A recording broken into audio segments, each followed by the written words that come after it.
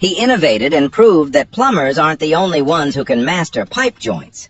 He needed to connect 4 pipes, but apparently manufacturers thought that was too much to ask. No fitting worked, so he did what geniuses do, made his own.